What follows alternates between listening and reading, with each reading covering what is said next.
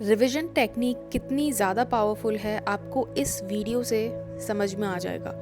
इस वीडियो में जो मैं सक्सेस स्टोरी आपको बताने जा रही हूँ ये बहुत अच्छे से सुनना, बिकॉज़ ये बहुत मोटिवेटिंग हो सकती है और शायद आपको एक होप भी दे दे कि अगर आप भी ऐसी किसी सिनेरियो में हो तो शायद आपका भी सिचुएशन चेंज हो सकता है, सर्कमस्टांसेस चेंज हो सकते हैं। Because remember, circumstances never matter.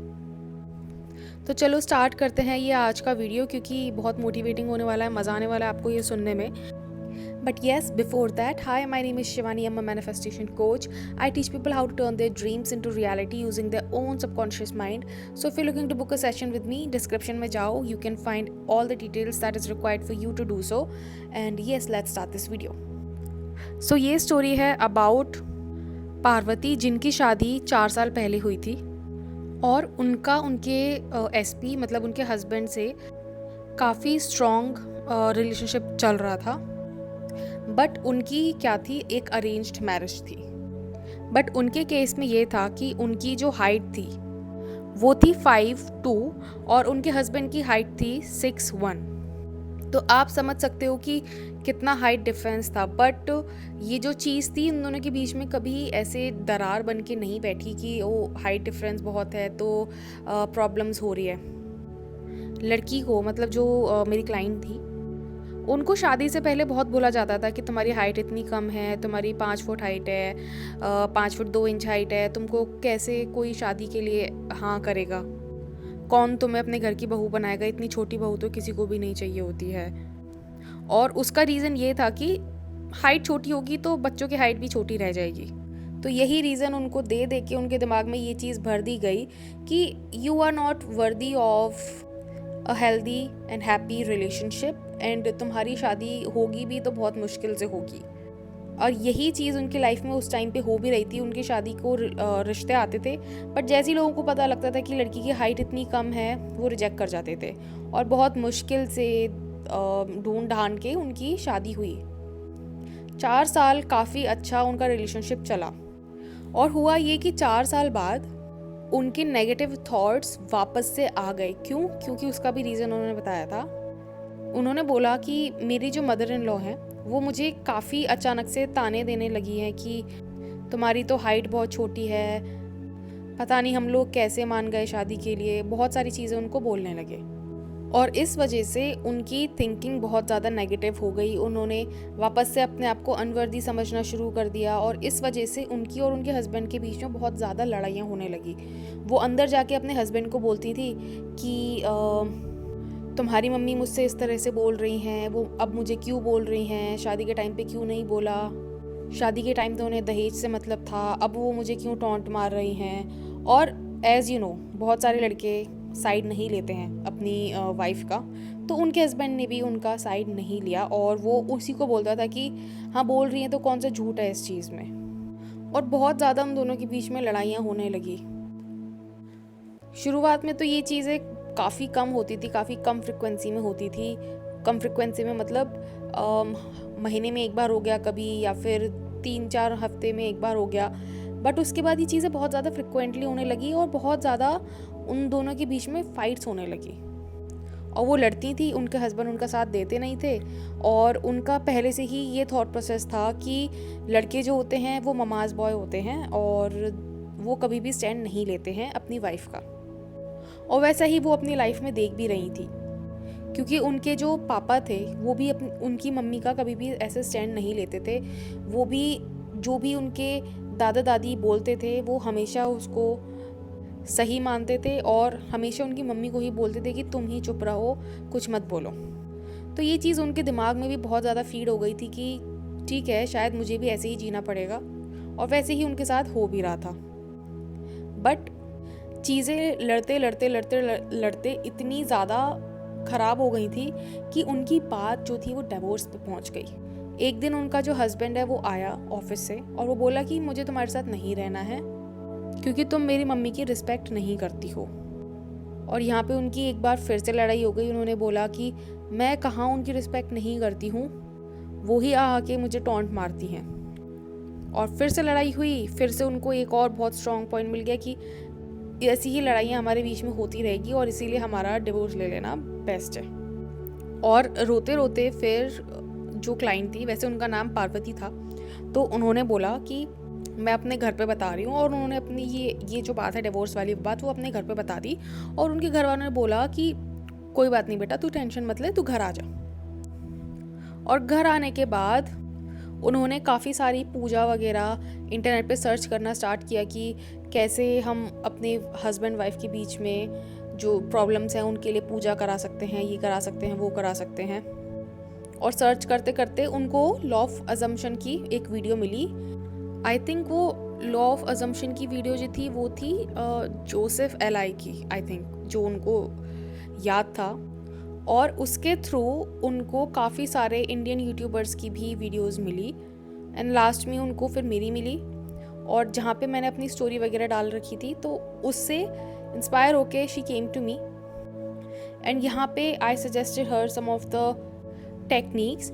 पर एक जो मेन सबसे इम्पॉर्टेंट टेक्निक जो मैंने उनको सजेस्ट की थी उनके केस में, वो थी रिविजन टेक्निक। रिविजन टेक्निक मैंने उनको इसलिए सजेस्ट की क्योंकि वो जो भी कर रही थी, वो जो भी अफर्म कर रही थी, जो भी विजुलाइज कर रही थी, उनके दिमाग से वो फाइटिंग वाले सिनेरियो नहीं जा रहे थे, वो टॉन्ट वाले सिनेरियोज नहीं जा रहे थे, जहाँ पे उनकी मदर इन लॉ उनको काफ़ी टॉन्ट वगैरह करती थी, तो वो सिनेरियोज उनके दिमाग से नहीं जा रहे थे। उनको बार बार वो फ्लैशेस आते थे उनके दिमाग में। एंड एज यू नो कि रिविजन टेक्निक इतनी पावरफुल टेक्निक है। रिविजन टेक्निक में क्या होता है कि रिविजन टेक्निक मेनली हम तब यूज़ करते हैं जब हमारे दिमाग में कोई सिनेरियो होता है जो हम नहीं भुला पा रहे होते हैं, जो मैंने भी कई बार अपनी लाइफ में यूज़ किया है। और मैं आपको अपना एग्जांपल भी दूंगी इस स्टोरी के बाद कि how I stopped my own divorce, जो मैंने एक बार आपको बताया था कि मेरा भी डिवोर्स होने वाला था। I stopped it with revision technique. तो अभी हम इस बारे में बात कर रहे हैं। तो I suggested her revision technique, और उसके through I asked her to visualise a new scene उसकी जगह पे, जहाँ पे उनकी जो मदर इन लॉ है वो उनको टॉन्ट मार रही हैं और फिर अंदर जाके उनकी लड़ाई हो रही है। तो मैंने उसकी जगह पे उनको एक दूसरा सीन विजुलाइज करने के लिए बोला, and I asked her to replace that old scene with this new scene. और इसका फ़ायदा उनको ये हुआ कि वो जो मेमोरी थी उनकी, ओल्ड मेमोरी, जहाँ पे वो उस चीज़ को भुला नहीं पा रही थी, वो उनकी धीरे धीरे फेड होने लगी। और इससे ये चीज़ हुई कि फर्स्ट ऑफ ऑल वो आसानी से अफर्म वगैरह, विजुलाइज वगैरह, टेक्निक्स वगैरह कर सकती थी। दूसरी चीज़ ये हुई कि in the background the behaviour of her mother in law also started to change, and her mother in law started to confirm to her new affirmations.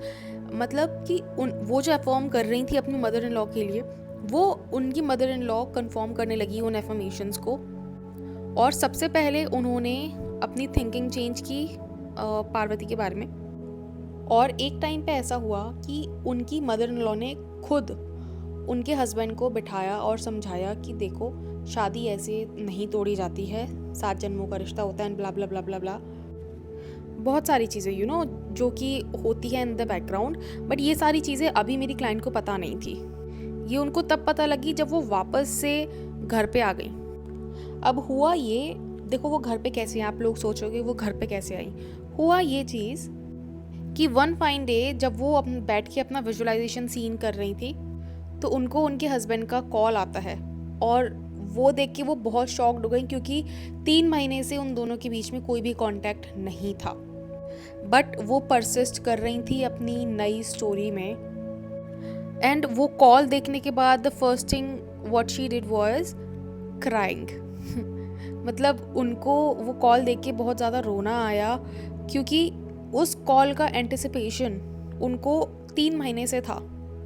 क्योंकि हम लोग गुस्से में बोल तो देते हैं कि हमें तुम्हारे साथ नहीं रहना है, हम ये हम वो, हम नहीं रह सकते तुम्हारे साथ, पर internally we all want to stay together अपने एसपी के साथ।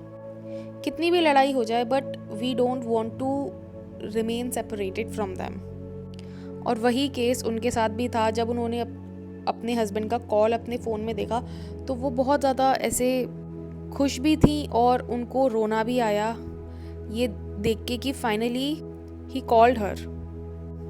और वो इतना रोई कि उन्होंने कॉल ही नहीं उठाया, और उन्होंने वापस से कॉल बैक किया अपने हस्बैंड को। और शी सेड कि हाँ बताओ क्यों कॉल किया। एंड ही सेड कि मम्मी बोल रहे हैं कि तुम वापस घर आ जाओ। एंड कुछ भी सोचे समझे बिना she packed her all of the stuff और वो वापस से अपने घर चले गई। एंड जब वो अपने घर गई तो उन्होंने अपने हस्बैंड से पूछा कि तुम्हारे दिमाग में क्या चल रहा था, मतलब जब मैं यहाँ से चले गई थी तो तुम मतलब अचानक से मुझे कॉल क्यों किए, क्योंकि तुम ही थे वो जिसने डाइवोर्स की प्रोसीडिंग स्टार्ट की थी, तो तुम्हारे मन में ऐसा क्या आया कि तुमने मुझे वापस से कॉल किया। तब उसने पार्वती को बताया कि स्टार्टिंग में जब तुम गई तब तो मुझे कोई फ़र्क नहीं पड़ रहा था, पर जैसे जैसे दिन बीत रहे थे मुझे हमारे पुराने टाइम स्पेंड किए हुए 4 साल वो याद आ रहे थे और मैं तुम्हें बहुत ज़्यादा मिस कर रहा था और घर वाले भी तुम्हें बहुत मिस कर रहे थे। और तब पार्वती को रियलाइज़ हुआ कि उनके जो एफर्मेशंस थे वो एक्चुअली में उनके हस्बैंड और उनकी जो इन लॉज़ हैं वो एक्चुअली में कंफर्म कर रहे थे उनके सारे एफर्मेशन से। और तब उनको पता चला कि how important it is to regulate your thoughts. And इसी तरह से उनकी हैप्पी एंडिंग हुई। हैप्पी एंडिंग मतलब उनकी स्टोरी की हैप्पी एंडिंग हुई। एक ऐसा ही सिमिलर केस मेरे साथ भी हुआ था। मेरा केस तो बहुत मतलब अजीब सा था। मैं ज़्यादा डिटेल्स तो आपको नहीं दूंगी, बट हाँ, मैं भी एक बार अपना घर छोड़ के चले गई थी, अपना ससुराल छोड़ के चली गई थी, क्योंकि मेरी और उसकी मदर इन लॉ के बीच में, मतलब मेरे हस्बैंड की मदर इन लॉ के बीच में बहुत ज़्यादा लड़ाइयाँ होती थी। और लड़ाइयाँ छोटी मोटी भी नहीं होती थी, बहुत गंदी लड़ाइयाँ होती थी। एक दिन तंग आके I just packed all of my stuff, मतलब मैंने घर में अपनी एक सुई भी नहीं छोड़ी थी। मैंने अपना सारा सामान पैक कर लिया और आई लेफ्ट द होम। और जब मेरे मम्मी पापा मुझे लेने आए थे तो उसके एक दिन पहले माई हस्बैंड ट्राइड टू से टू मी कि मत जाओ, बट उन्होंने वो शब्द यूज़ नहीं किए। एक्शंस के थ्रू जताने की कोशिश कर रहे थे वो कि मत जाओ, बट मैं जो लड़की हूँ, मुझे शब्द चाहिए होते हैं, तो उन्होंने मुझसे शब्दों के थ्रू नहीं बोला कि मत जाओ। And that is what I was expecting. और जब मुझे घर छोड़े हुए 1 महीना हो गया था, तब मुझे मेरी एक म्यूचुअल फ्रेंड के थ्रू पता लगा, मतलब जो मेरी भी फ्रेंड है और मेरे हस्बैंड की भी फ्रेंड है, उसके थ्रू पता लगा कि माय हस्बैंड थिंक्स कि मैंने उसको मना किया, वो फिर भी घर छोड़ के चली गई। वो घर छोड़ के क्यों गई? एंड ये एक लाइन ने मुझे इतना ज़्यादा गिल्ट ट्रिप में डाल दिया था कि मैं आपको बता भी नहीं सकती हूँ। और तब मैंने भी अपना जो थॉट प्रोसेस है वो चेंज करने के लिए रिविजन टेक्निक का यूज़ किया था, क्योंकि मेरे भी दिमाग से ये लाइन नहीं जा रही थी कि वो घर छोड़ के क्यों गई, मैंने मना किया था। और मैंने ये चीज़ ही पूरी की पूरी रिवाइज़ कर दी और उसका रिज़ल्ट ये हुआ कि मैं 15 दिन में, आप सोच रहे हो, मतलब 15 दिन में आई वॉज बैक इन माई ससुराल। बट उन 15 दिनों में I persisted very much. And guess what, मुझे लेने कौन आया? मेरे in laws. Jin in laws से मैं लड़के गई थी, मेरे मम्मी पापा, मेरे हस्बैंड के मम्मी पापा से लड़के गए थे, वही लोग मुझे वापस लेने भी आए। That was all because I persisted in my new story. Obviously visualisation और अफर्मेशंस का एक कॉम्बिनेशन मैंने किया था, बट द थिंग इज़, मैं आपको बस इस चीज़ से बस ये बताना चाह रही हूँ कि आपके सर्कमस्टांसेस कभी भी मैटर नहीं करते। They never ever ever matter. आप किसी भी सर्कमस्टांस में हो ना, कितनी भी बुरी सर्कमस्टांस में हो, आप उससे बाहर निकल सकते हो। All you need is a little bit of faith and a lots of persistence. Manifestation का मतलब होता है परसिस्ट करो अपनी न्यू रियलिटी में, जब तक वो रियलिटी आपकी सच्चाई ना बन जाए। And that was what I did and that was what Parvati also did. कैसी भी सर्कमस्टांस हो, आप उससे बाहर निकल सकते हो 100% फॉर श्योर। बस आपको क्या चाहिए? आपको बस फेथ चाहिए कि हाँ, my imagination is the only reality. I know कि मेरी इनर रियलिटी ही मेरी आउटर रियलिटी बनती है, और सिर्फ परसिस्ट मुझे करना है। सिर्फ इतना पता होना चाहिए आपको, और थोड़ा सा बस ये पता होना चाहिए कि अपने थॉट्स को किस तरह से हम शिफ्ट करें, किस तरह से अपनी रियलिटी को हम देखें कि हमें हमारी रियलिटी उतनी पेनफुल ना लगे। तो आई होप आपको ये वीडियो पसंद आई होगी, ये सक्सेस स्टोरी आपको पसंद आई होगी। I have given you example of my own life.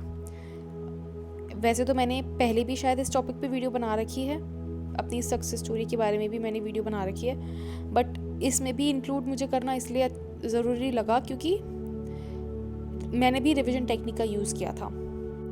So yes, I will see you in my next video. Until then, bye bye, take care. But हाँ, if you want to take coaching from me, description में जाओ, सारी detail मिल जाएगी कि how you can contact me. And yes, I will see you in my next video. Until then, bye bye, take care.